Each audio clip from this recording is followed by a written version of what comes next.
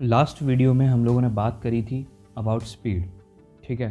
फिर हमने एक्सेलरेशन का कुछ इंट्रोडक्शन भी दिया था, ठीक है। तो आगे बढ़ने से पहले हम स्पीड से ही रिलेटेड कुछ एग्जांपल्स कर लेते हैं। तो पहला एग्जांपल है, a car travels a distance of 3 kilometre in 5 minute, calculate its speed in centimetre पर सेकेंड, मीटर पर second and kilometre per hour. तो आप इसको पहले पॉज करके ट्राई करो, उसके बाद वीडियो आगे देखना, ठीक है। नहीं आता है तो सॉल्यूशन देख लो, ठीक है। तो सॉल्व करते हैं। तो अभी इसकी स्पीड अगर हम कैलकुलेट करेंगे तो वो क्या हो जाएगी, डिस्टेंस जो कि 3 किलोमीटर है और टाइम कितना लगा है, 5 मिनट। तो स्पीड है हमारे पास डिस्टेंस अपॉन टाइम, ठीक है। तो ये हो गया 3/5 किलोमीटर पर मिनट, या तो ऐसे लिख दो या फिर 3/5 किलोमीटर मिनट लिख के पावर -1 कर दो, ठीक है। जिसका अपने आप में ही मतलब है, पर मिनट लिखा हुआ है, ठीक है, क्योंकि -1 का पावर मतलब रेसिप्रोकल ऑफ 1/मिनट, ठीक है। चलो, तो अब हमें इसको चेंज करना है सेंटीमीटर पर सेकंड के अंदर। सेंटीमीटर में अगर हम किलोमीटर को चेंज करेंगे तो हम जानते हैं हमें इतने ज़ीरो लगाने पड़ेंगे, ठीक है। ये हो गया 1 किलोमीटर को एक सेंटीमीटर में चेंज करने के लिए, ठीक है। लेकिन वहाँ 3 किलोमीटर हैं तो इंटू 3 भी करना पड़ेगा, अपॉन नीचे है मिनट लेकिन चाहिए सेकंड, तो 1 मिनट में 60 सेकंड होते हैं, सबको पता है। लेकिन वहाँ पे 1 मिनट नहीं है, वहाँ 5 मिनट हैं, तो इंटू 5 कर दिया। तो अगर इसको सॉल्व करेंगे तो हो जाएगा,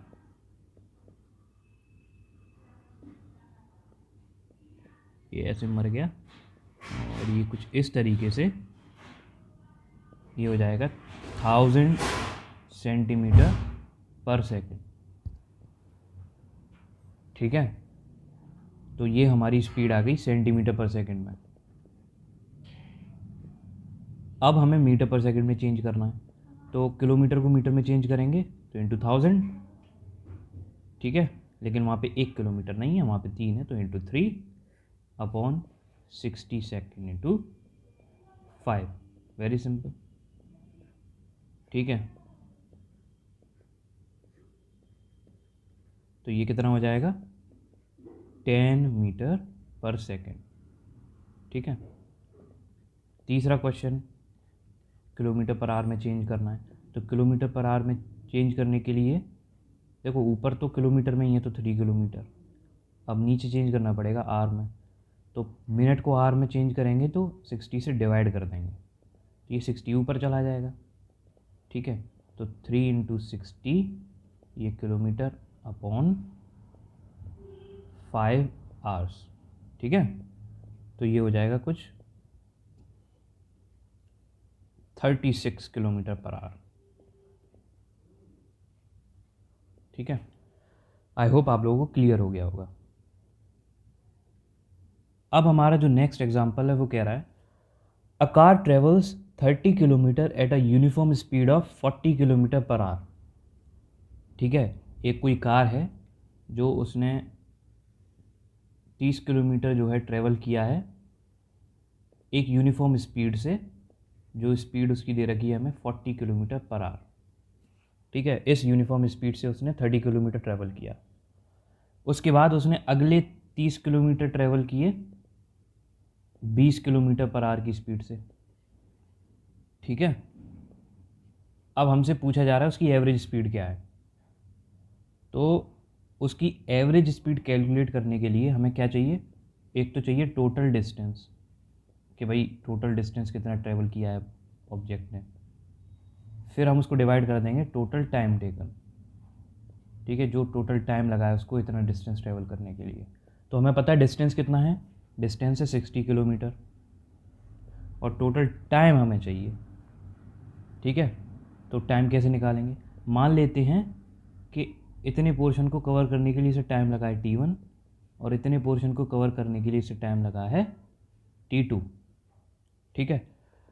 तो इतने पोर्शन की अगर हम बात करें तो स्पीड कितनी है 40 किलोमीटर पर आवर, और स्पीड क्या होता है, डिस्टेंस अपॉन टाइम। ठीक है, यहाँ पर भी इसी फॉर्मूला का यूज़ करके ये वैल्यू आ जाएगी। तो यहाँ पे T1 की वैल्यू कितनी हो गई, देखो कैलकुलेट करो, 3/4। ठीक है, और T2 की वैल्यू कितनी हो गई, 3/2। ठीक है, अब यहाँ पर जो हमारी एवरेज स्पीड है वो आराम से कैलकुलेट हो जाएगी। ठीक है, एवरेज स्पीड को ऐसे ना लिखकर हम इसको ऐसे भी लिख सकते हैं। ठीक है, एवरेज स्पीड।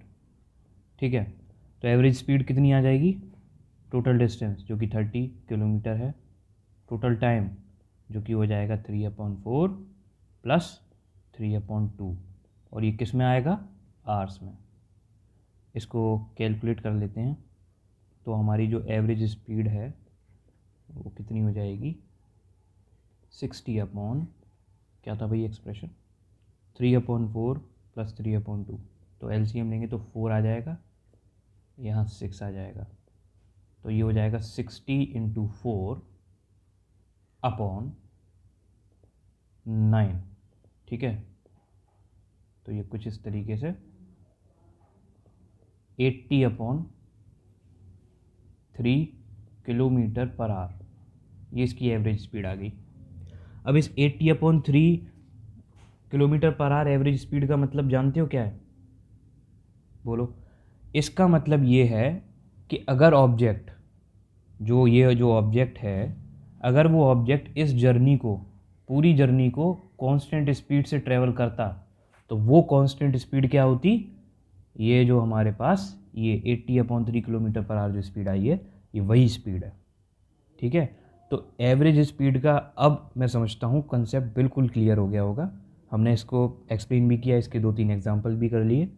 ठीक है, जिसके दोनों एग्जाम्पल ठीक गए हैं बधाई हो, जिसके नहीं गए हैं रिवाइंड करके देखो और अच्छे से एक एक चीज़ को समझो। ठीक है, अब हम लोग आगे बढ़ते हैं। हमारा जो अगला टॉपिक है वो है वेलोसिटी। ठीक है, देखो वेलोसिटी क्या है, जैसे हमारी स्पीड है ना, ठीक उसी तरीके से वेलोसिटी है। स्पीड क्या थी, distance covered by the object in unit time. ठीक उसी तरीके से हमारी वेलोसिटी क्या है,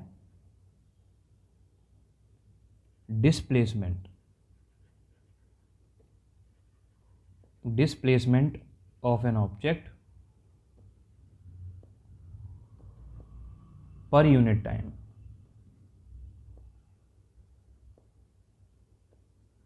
is called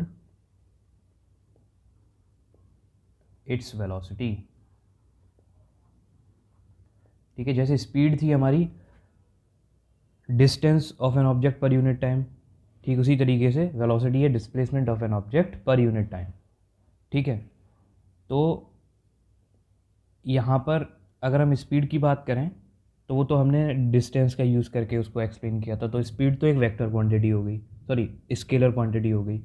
लेकिन वेलोसिटी को हम डिस्प्लेसमेंट की हेल्प से डिफाइन कर रहे हैं, तो वेलोसिटी हमारी एक वेक्टर क्वांटिटी है, यानी कि वेलोसिटी का डायरेक्शन भी होगा, और वो डायरेक्शन डिस्प्लेसमेंट की डायरेक्शन में ही होगा। जैसे एक एग्जांपल लेते हैं।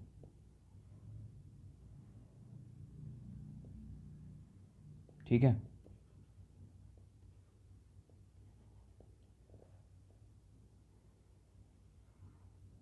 ये ऑब्जेक्ट पॉइंट ए से पॉइंट बी से होता हुआ पॉइंट सी पर गया, सी से होता हुआ डी पर आया। ठीक है, इस तरीके से। ठीक है, तो इसको जो टाइम लगा वो मान लेते हैं इतने पोर्शन के लिए 2 सेकंड, इतने पोर्शन के लिए 3, और पूरा ऐसे पोर्शन वाइज छोड़ो, हम पूरा इकट्ठा ले लेते हैं, 7 सेकंड्स टाइम लगा इसको। ठीक है, और इसने पूरा जो डिस्टेंस ट्रेवल किया वो कितना हो गया, 14 मीटर। ठीक है, ये मीटर में है। तो ये हमारे ऑब्जेक्ट का जो मोशन है वो इस तरीके से दिखाया गया है। तो अब अगर मैं आप लोगों से पूछूं कि इस ऑब्जेक्ट की स्पीड क्या थी, बिल्कुल आसानी से बता दोगे। ठीक है, क्या होगी, तो जो इसने डिस्टेंस ट्रेवल किया कितना है, 14 मीटर और कितना टाइम लगा है 7 सेकेंड। तो जो इसकी स्पीड है वो 2 मीटर पर सेकेंड हो गई। लेकिन अगर मैं इसकी वेलोसिटी पूछूं तो वेलोसिटी क्या है, डिस्प्लेसमेंट अपॉन टाइम। ठीक है, जैसे स्पीड था वैसी वेलोसिटी है, बस यहाँ पर डिस्प्लेसमेंट हो गया। तो इस केस में इसकी डिस्प्लेसमेंट क्या ये होगी, हाँ बिल्कुल होगी। अगर मैं ये इसको मिड पॉइंट बोल दूँ तो ये 3, ये 3, ये 5 हो गया और ये भी 5 हो गया। तो इसका जो डिस्प्लेसमेंट आया इस केस में कितना हो गया, बोलो भाई, 5 + 5 10 मीटर। और टाइम कितना लगा, टाइम तो वही लेंगे, टाइम तो उतना ही लगेगा 7 सेकेंड। तो इसकी जो वेलोसिटी है वो कितनी हो गई, बोलो, 10/7 मीटर पर सेकेंड। ठीक है, ये इसकी वेलोसिटी हो गई। अब वेलोसिटी का डायरेक्शन भी होता है तो हम डायरेक्शन भी लिखेंगे, फ्रॉम A to D, कुछ इस तरीके से। बोलो, तो वेलोसिटी का अगर हम फॉर्मूला लिखें तो वेलोसिटी क्या हो जाएगा, डिस्प्लेसमेंट अपॉन टाइम। ठीक है, जैसे हमारे पास एवरेज स्पीड और कांस्टेंट स्पीड थे, यहाँ पर भी कांस्टेंट वेलोसिटी और एवरेज वेलोसिटी है। कांस्टेंट स्पीड तो समझ ही गए होंगे, अगर कोई ऑब्जेक्ट का जो डिस्प्लेसमेंट है वो पर यूनिट टाइम में सेम डिस्प्लेसमेंट हो रहा है, ठीक है, मोशन के पूरे मोशन के दौरान, तो वो कांस्टेंट वेलोसिटी हो गई। ठीक है, अदरवाइज वेलोसिटी वेरिंग हो जाएगी। उस केस में हम लोग एवरेज वेलोसिटी कैलकुलेट करेंगे पूरी जर्नी के लिए। तो एवरेज वेलोसिटी क्या हो जाएगी, टोटल डिस्प्लेसमेंट, जो पूरा जो डिस्प्लेसमेंट रहा है मोशन के दौरान, अपॉन उस डिस्प्लेसमेंट को होने में कितना टाइम लगा है, तो टोटल टाइम। ठीक है, ये हमारे पास एवरेज वेलोसिटी हो गई। इसकी यूनिट क्या हुई, वही जो स्पीड की यूनिट है, मीटर पर सेकंड या सेंटीमीटर पर सेकंड, कोई कुछ भी हो सकता है, किलोमीटर पर आवर। ठीक है, लेकिन हम लोग ऐसा यूनिट लेते हैं, जब हम डिफाइन करते हैं तो ऐसा यूनिट ज़्यादातर लेते हैं। तो एस की ऐसा यूनिट मीटर पर सेकंड हो जाएगी। क्यों, क्योंकि डिस्टेंस की ऐसा यूनिट क्या होती है, मीटर, और टाइम की ऐसा यूनिट होती है सेकंड। ये सब भूल तो नहीं गए? अगर किसी ने ये वाली वीडियो नहीं देखी है तो चैनल पे जाके सर्च करो, इंट्रोडक्शन टू फिज़िक्स क्लास 9। ठीक है, उस प्लेलिस्ट में आप लोगों को यूनिट्स डायमेंशनल एनालिसिस वगैरह सब कुछ मिल जाएगा। ठीक है, तो ये वो वीडियो देखना बहुत ज़रूरी है, वरना आधी बातें आपको यूनिट से रिलेटेड समझ में नहीं आएंगी। तो स्टेप बाय स्टेप वीडियो देखो, नोट्स बनाओ, तब जाके कहीं समझ में आएगा। ठीक है, तो ये हमारी वेलोसिटी है। अब एक बात और कर लेते हैं।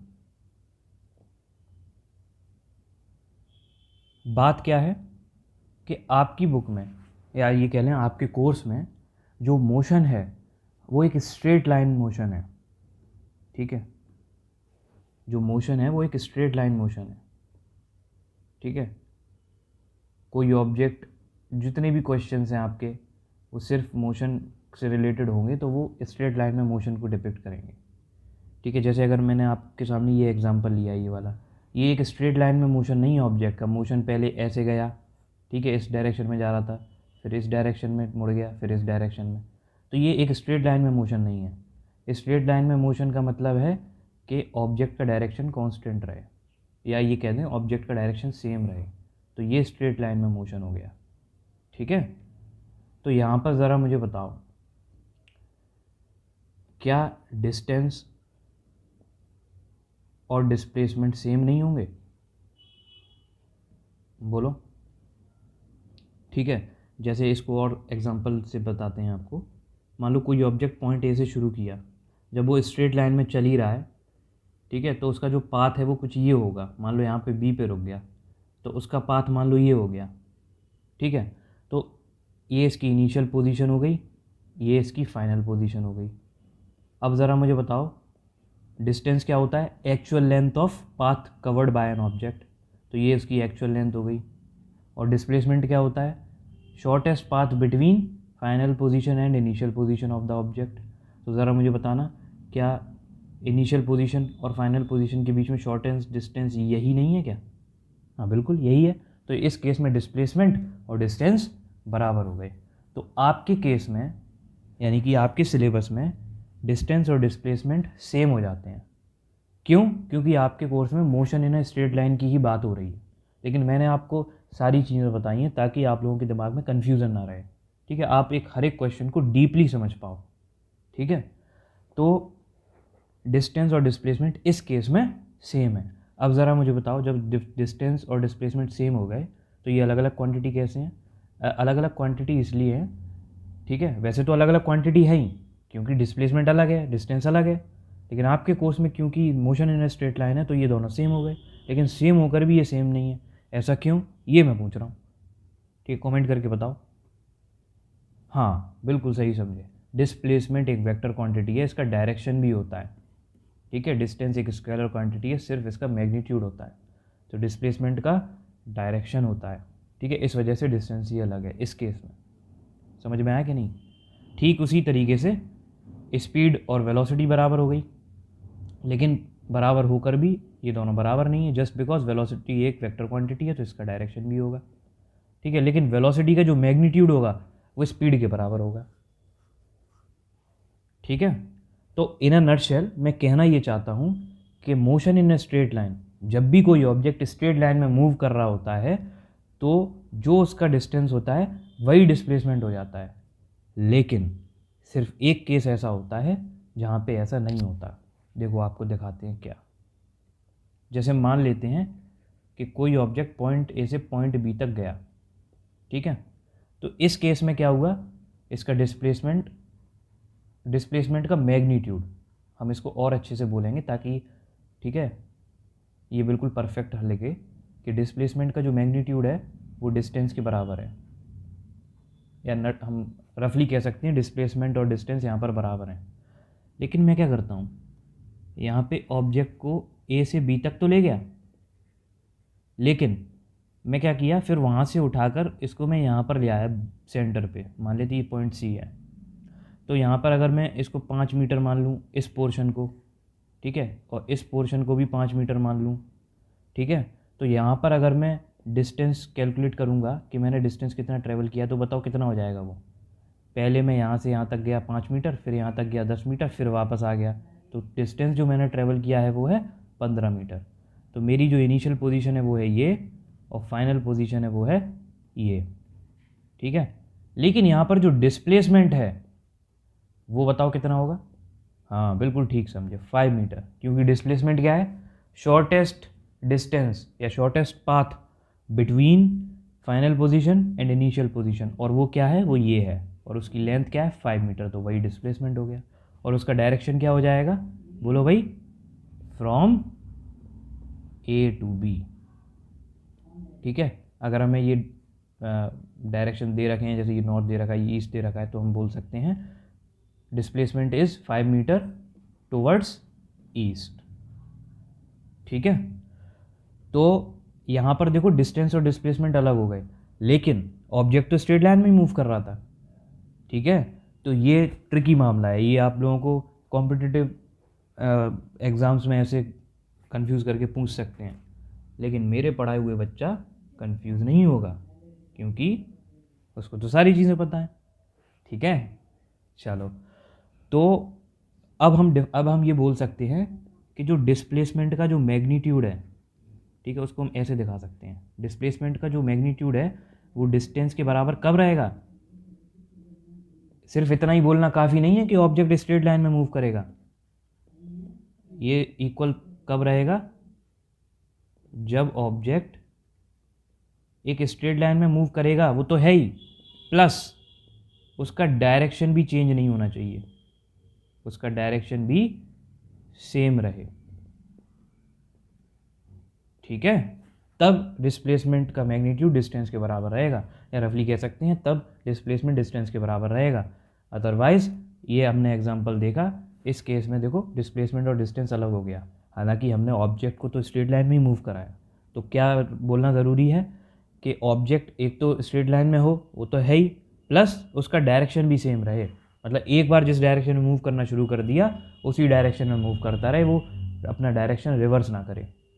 ठीक है, और यही कहानी है स्पीड और वेलोसिटी की, कि ऑब्जेक्ट की वेलोसिटी का मैग्नीट्यूड स्पीड के बराबर तभी रहेगा जब ये कंडीशन होगी तब। ठीक है, अदरवाइज ऑब्जेक्ट की जो स्पीड है वो अलग होगी और वेलोसिटी का मैग्नीट्यूड अलग होगा। समझ में आया कि नहीं? लेकिन आपके केस में 90% क्वेश्चंस में, ठीक है, ऐसा नहीं होता है, वो सेम डायरेक्शन में मूव करता है। तो हम लोग वेलोसिटी और स्पीड, ठीक है, डिस्प्लेसमेंट और डिस्टेंस को इंटरचेंजेबली यूज़ कर लेते हैं। ठीक है, बस डायरेक्शन का मामला होता है तो वो हम लोग देख लेते हैं। ठीक है, तो लेकिन मैंने आपको सारी बातें इसलिए समझाई हैं ताकि आप लोगों के दिमाग में कंसेप्चुअल क्लैरिटी रहे। ठीक है, मैं सिर्फ आपको क्लास 9th के हिसाब से नहीं पढ़ा रहा हूँ, मैं आपको क्लास 11 12th का बेस समझ के पढ़ा रहा हूँ। ठीक है, जब बच्चा 11 12th में जाता है तो उसका बेस होता है 9 10th। वो 9 10th में क्या सीखा है, कैसे सीखा है, किस कंसेप्ट के थ्रू पर्टिकुलर क्वेश्चन को करना सीखा है। ठीक है, उससे बहुत सारी चीज़ें फ़र्क पड़ती हैं। ठीक है, तो जब आपका बेस क्लियर हो जाएगा तब आपको 11 12th में पढ़ने में जो मज़ा आएगा ना, तब आप लोग मुझे याद करोगे। ठीक है, तो मन लगा के पढ़ते रहो भाई। तो इस वीडियो में हमने स्पीड और वेलोसिटी को अच्छे से कंप्लीट कर लिया। ठीक है, अब हम लोग क्या करते हैं, नेक्स्ट वीडियो में, ये वीडियो बड़ी हो जाएगी, नेक्स्ट वीडियो में हम लोग एक्सेलरेशन को देखेंगे। हालांकि मैंने इससे पहली वाली वीडियो जो अपलोड करी थी उसमें मैं एक्सेलरेशन की थोड़ी झलक दे दी थी। ठीक है, नेक्स्ट वीडियो में हम लोग एक्सेलरेशन के बारे में बहुत अच्छे से डिटेल में बात करने वाले हैं। ठीक है, तो जाते जाते आप होमवर्क में क्वेश्चन ले जाइए और इसको कमेंट में आप आंसर करना। ठीक है, देखते हैं कौन आंसर सही देता है। तो आपका क्वेश्चन कुछ इस तरीके से है कि एक ऑब्जेक्ट है, वो ये सर्कुलर पाथ पे मूव करता है। ठीक है, ये पॉइंट ए से शुरू करता है ऐसे। ठीक है, यहाँ पर आ जाता है, उसके बाद ये यहाँ मूव कर जाता है, उसके बाद एक छोटे सर्कुलर पाथ पर मूव करता है ये कुछ इस तरीके से। ठीक है, तो ये जो है कुछ इस तरीके से इसका पाथ है। फिर यहाँ पर आने के बाद ये देखो, मैं दोबारा से बताता हूँ, पॉइंट ए से शुरू किया। ठीक है, एक मिनट, पॉइंट ए से शुरू किया, ऐसे गया, ऐसे गया, फिर ऐसे गया, ऐसे गया, फिर यहाँ पहुँच गया। तो इस पॉइंट पर आने के बाद ये इधर चला गया ऐसे। ठीक है, फिर इस सर्कल पे ऐसे चला गया, ये सर्कुलर पाथ पे ऐसे। ठीक है, फिर यहाँ आने के बाद ये वापस इधर आ गया। ठीक है, कुछ इस तरीके से वापस आ गया, उसके बाद ये यहाँ चला गया ऐसे। ठीक है, और पॉइंट ए पर आकर खड़ा हो गया। ठीक है, तो इस पूरी जो घटना है, ये पूरा जो जर्नी है, इसकी जो जर्नी रही वो हमारी 98 सेकंड्स की जर्नी रही। ठीक है, तो आपको बताना है इसकी एवरेज स्पीड। ठीक है, इसकी एवरेज वेलोसिटी। ठीक है, क्योंकि स्पीड और वेलोसिटी का तो कुछ मतलब ही नहीं, क्योंकि हो सकता है अलग पोर्शन के लिए इसकी अलग स्पीड और अलग वेलोसिटी हो। ठीक है, तो मैंने आपको पूरा टाइम दे रखा है, टोटल टाइम दे रखा है कि कितना लगा है इसको इस मोशन के दौरान। ठीक है, और भी दे रखी हैं आपको चीज़ें।